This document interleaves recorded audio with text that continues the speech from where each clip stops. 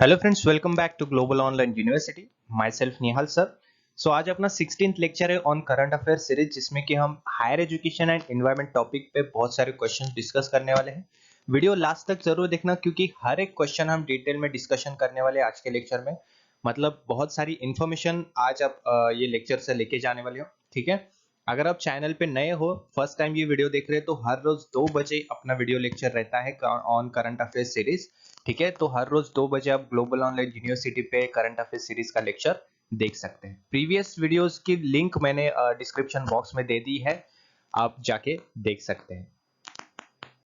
Before starting the session, very important announcement for you. Global Online University is providing mock test series for your upcoming examination, जिसमें कि आपको 60 mock test provide किए जाएंगे, जिसमें previous year question test भी है 2011 से लेकर 2020 तक। और ये जो टेस्ट है आपको डिटेल सॉल्यूशन के साथ मिलने वाले हैं। मतलब जब आप ये टेस्ट सॉल्व करोगे और सबमिट करोगे, उसके बाद आपको इसका डिटेल सॉल्यूशन मिलने वाला है। ठीक है, ये मॉक टेस्ट के साथ आपको फुल सिलेबस नोट्स भी प्रोवाइड किए जाएंगे, जो कि शॉर्ट नोट्स है और बहुत ही रिलेवेंट नोट्स है, जिसे आप बहुत ही कम टाइम में पढ़ के अपना रिवीजन जो है वो पूरा कर सकते हैं। ठीक है, अगर आपको वीडियो लेक्चर्स चाहिए तो वीडियो लेक्चर्स भी आपको प्रोवाइड किए जाएगा। अगर आपको ये मॉक टेस्ट सीरीज ज्वाइन करना है तो आप हमारा एप्लीकेशन डाउनलोड कर सकते हैं। प्ले स्टोर पे फ्री ऑफ कॉस्ट आपको ग्लोबल ऑनलाइन यूनिवर्सिटी का एप्लीकेशन मिल जाएगा। प्ले स्टोर पे आप सर्च बॉक्स में ग्लोबल ऑनलाइन यूनिवर्सिटी सर्च करिए, आपको ये एप्लीकेशन मिल जाएगा। इंस्टॉल करिए, उसके बाद आपको इस तरह से एप्लीकेशन मिल जाएगा। ठीक है, राइट साइड में आप देख सकते हो। उसके बाद आपको सिलेक्ट करनी है category, that is UGC net paper 1 अक्टूबर। और उसके बाद आप दो फ्री टेस्ट, उसके साथ 2 वीडियोस फ्री और 2 फ्री नोट्स जो है वो अटेम्प्ट कर सकते हैं। ठीक है, सो जल्दी से जाइए और ये कोर्स जो है वो ज्वाइन करिए। Khadi village industries commission, KVIC. KVIC के बारे में हमने कुछ क्वेश्चंस प्रीवियस लेक्चर में भी डिस्कस किए हैं। Okay, so KVIC launched which product for the first time in India. India में सबसे पहला केवीआईसी ने कौन सा प्रोडक्ट लॉन्च किया था? Khadi villages, Khadi fabric footwear, Khadi PP kits या फिर Khadi suits? So it was Khadi fabric footwear. India's first ever Khadi fabric footwear was launched recently by the Khadi Village Industries Commission (KVIC), जैसे कि हमने अभी क्वेश्चन में देखा है ना। And Union MSME Minister Nitin Gadkari was also present during the launch of the product through video conferencing. Video conferencing के द्वारा नितिन गडकरी जो है यूनियन एमएसएमई मिनिस्टर, वो भी प्रेजेंट थे इस लॉन्चिंग टाइम पे, है ना। Footwear will feature several Indian paintings including Madhubani. Madhubani painting के बारे में आपको पता ही होगा, जो कि बहुत ही फेमस पेंटिंग है, वो भी इसमें इंक्लूडेड है। किसमें? फुटवेयर, जो कि केवीआईसी ने अभी लॉन्च किया है, खादी फैब्रिक फुटवेयर, उसमें मधुबनी पेंटिंग भी इंक्लूडेड है इंडिया की। ठीक है, खादी विलेज इंडस्ट्री कमीशन ने और 2 प्रोडक्ट लॉन्च किए हैं। फर्स्ट है खादी बेबी वेयर एंड दूसरा है handmade paper use and throw slippers. Okay, so basically ये 3 प्रोडक्ट जो है वो लॉन्च किए हैं केवीआईसी ने, लेकिन सबसे पहले कौन सा किया है? Khadi fabric footwear. Okay, next question is Indo EU bilateral project, जिसका नाम है India H2O, was recently inaugurated by Prime Minister in which institution? ठीक है, recently India and European union का एक बायलैटरल प्रोजेक्ट है जिसका नाम है इंडिया H2O। इसे लॉन्च किया था अपने प्राइम मिनिस्टर जी ने। तो ये किस इंस्टीट्यूशन के अंडर लॉन्च किया था? A, Pandit Deendayal petroleum university, B, university of petroleum and energy studies, C, IIT Kharagpur, and D, NIT Warangal. So it was launched in the institution जिसका नाम था Pandit Deendayal petroleum university, PDPU. Okay, so recently prime minister ji ने participate किया था पीडीपीयू की convocation ceremony में। ठीक है, जो कि गुजरात में है, यहाँ पे आप देख सकते हो। He inaugurated 5 state-of-the-art facilities, including India H2O and Indo-EU bilateral project for industrial waste and desalination under Horizon 2020 initiative. Okay, so basically जैसे हमने क्वेश्चन में पढ़ा कि प्राइम मिनिस्टर नरेंद्र मोदी जी ने इनॉग्रेट किया था ये इंडिया H2O प्रोजेक्ट, जो कि इंडो ईयू बायलैटरल प्रोजेक्ट है ना, for industrial waste and desalination. He also said that the country has set target for reducing its carbon footprint by 30 to 35%. जैसे कि हमने बहुत बार डिस्कस किया है ये पॉइंट, और इन्वायरमेंट के लेक्चर में भी हमने डिस्कस किया है. सो इंडिया का एक गोल है रिगार्डिंग कार्बन फुटप्रिंट, है ना, मतलब कार्बन डाइऑक्साइड जो रिलीज किया जाता है एटमॉस्फेयर में वो 30 to 35% तक रिड्यूस करना, ये इंडिया का टारगेट है. Okay, next question. India's first Center for Excellence for Skill Development in Power Sector has been established in collaboration with which country? India का जो सबसे पहला centre of excellence for skill development है जो कि power sector में है, ठीक है, वो कोलैबोरेशन है एक कंट्री के साथ. वो कंट्री कौन सी है? चाइना, जापान, जर्मनी या फिर France? So it is France. ठीक है, फ्रांस के साथ अपना कोलैबोरेशन है. फ्रांस के साथ मिलके इंडिया ने अपना पहला centre of excellence for skill development in power sector जो है वो लॉन्च किया है. Okay, the centre of excellence for skill development in power sector has been established in Gurugram, Haryana. ठीक है, तो इसका जो हेड ऑफिस है या फिर हेडक्वार्टर जो है वो है गुरुग्राम, हरियाणा में. It is instituted at national institute of solar energy campus, जिसका नाम क्या है? National institute of solar energy campus. Okay, this has been established with the collaborative efforts of Ministry of Skill Development, Government of India, and Ministry of National Education Youth, Government of France, and Schneider Electric. ठीक है. Next question is, who is the head of the task force set up by the Education Ministry to prepare roadmap on imparting the technical education in mother tongue? ठीक है, मतलब education ministry का head कौन है जिसने कि एक road map तैयार किया था जिसमें कि जो टेक्निकल एजुकेशन है वो मदर टंग में सिखाया जाएगा या फिर मदर टंग में प्रोवाइड किया जाएगा. ठीक है, ये रोड मैप तैयार करने वाला जो एजुकेशन मिनिस्ट्री का हेड था वो कौन था? रमेश पोखरियाल निशंक, अमित खरे, भास्कर रामामूर्ति या फिर राजीव गौबा? सो इसका राइट आंसर है Amit Khare. Education ministry constituted a task force to prepare roadmap on imparting technical education in mother tongue. It was set up in the December 2020. ठीक है, ये जो टास्क फोर्स है ये बनाया गया था एजुकेशनल मिनिस्ट्री के द्वारा. उसका हेड जो था वो थे अमित खरे. ठीक है, वो कब किया था? दिसंबर 2020 में उसे लॉन्च किया था, सेटअप किया था. The committee will be headed by the higher education secretary Amit Khare with representation from directors from different IITs and NITs.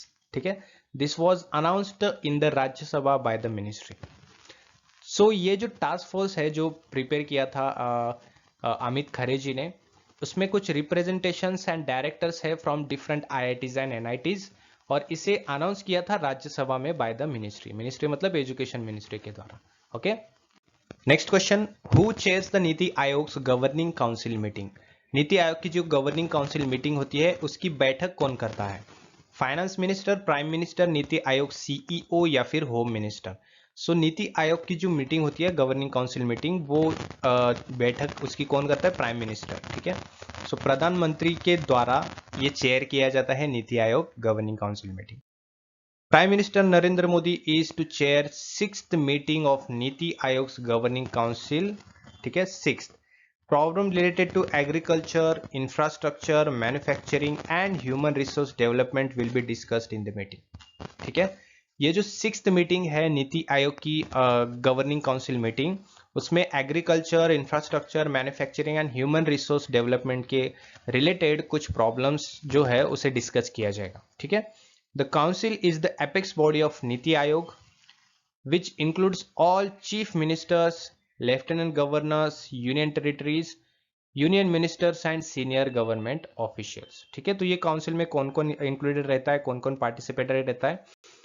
All chief ministers रहते हैं, लेफ्टिनेंट गवर्नर्स रहते हैं यूनियन टेरिटरीज के, यूनियन मिनिस्टर्स रहते हैं और सीनियर गवर्नमेंट ऑफिशियल्स भी होते हैं.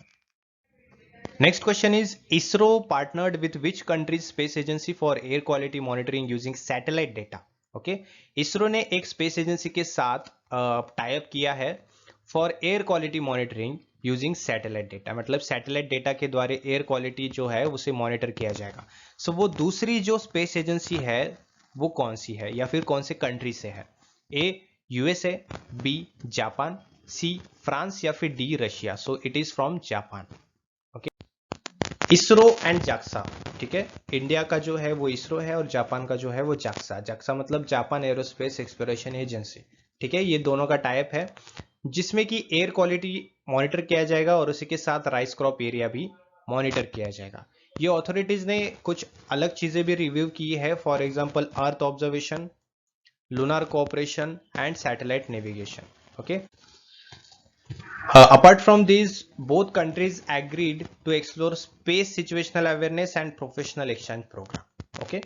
So ये था इंडिया का इसरो एंड जापान का जैक्सा, ये दोनों का टाइप है for reviewing the air quality and rice crop area through satellite data. Next question is, which institution has set up a 12-member national task force NTF to enhance public health response to the pandemic?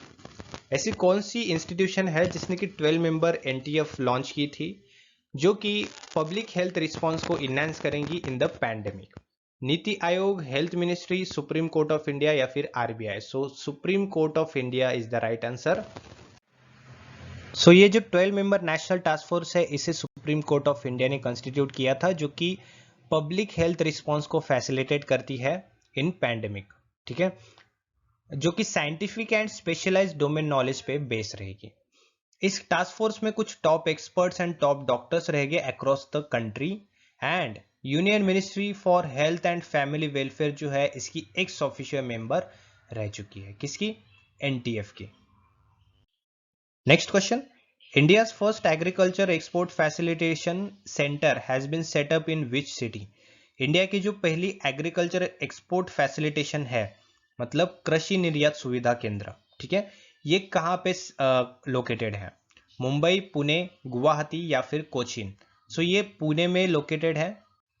Maharashtra chamber of commerce, industry and agriculture MCCIA and NABARD, ये दोनों ने partnership में ये launch किया है India का first agriculture export facilitation centre AEFC, जो कि पुणे में लॉन्च किया है. ओके, पुणे सिटी में इसे लॉन्च किया गया है.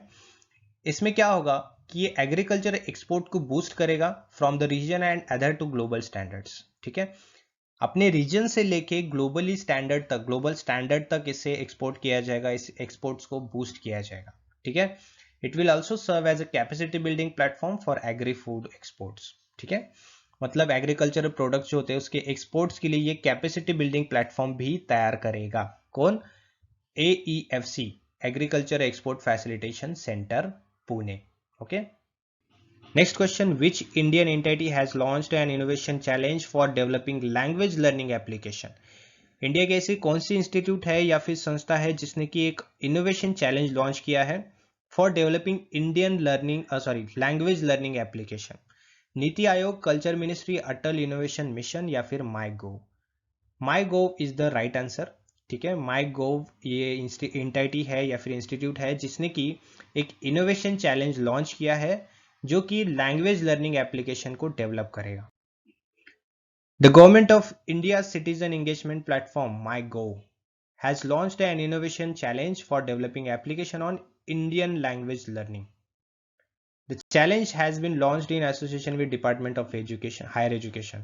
Department of Higher Education के association के under इसे launch किया गया है, Indian language learning को launch किया गया है.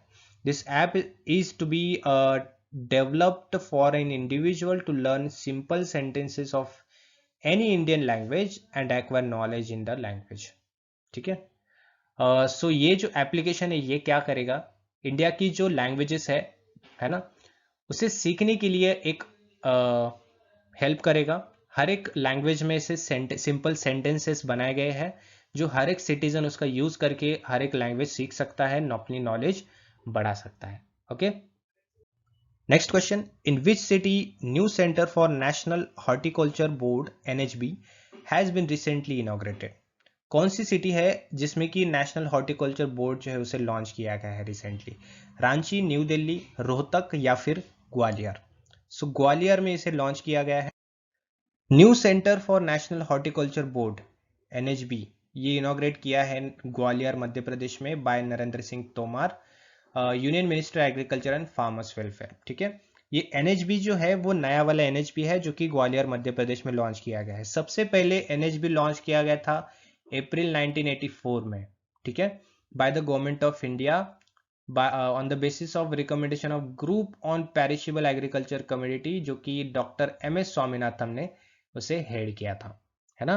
NHB is mandated for the integrated development of high-tech commercial and post-harvest management cold chain infrastructure in the country. Okay, so इसमें इंपॉर्टेंट क्या है, सबसे पहले कब लॉन्च हुआ था, अप्रैल 1984 में, है ना. किसके रिकमेंडेशन से, group of perishable agriculture communities के रिकमेंडेशन से, जिसे डॉक्टर एम एस स्वामीनाथन ने हेड किया था. और जो न्यू सेंटर है एनएचबी का, वो लॉन्च किया है ग्वालियर मध्य प्रदेश बाय नरेंद्र सिंह तोमर, जो कि union minister agriculture and farmer welfare है. Okay. Before ending the session, very important announcement for you. If you want to crack the examination, whether it is NET or SET, join our courses and crack the examination in very first attempt. Global Online University providing you very relevant mock test, notes and as well as video lectures. Okay, in just rupees 999. If you want to join these courses, download Global Online University application, or you can contact the on these numbers which is given below. Okay, hurry up and join the course and crack your examination in very first attempt.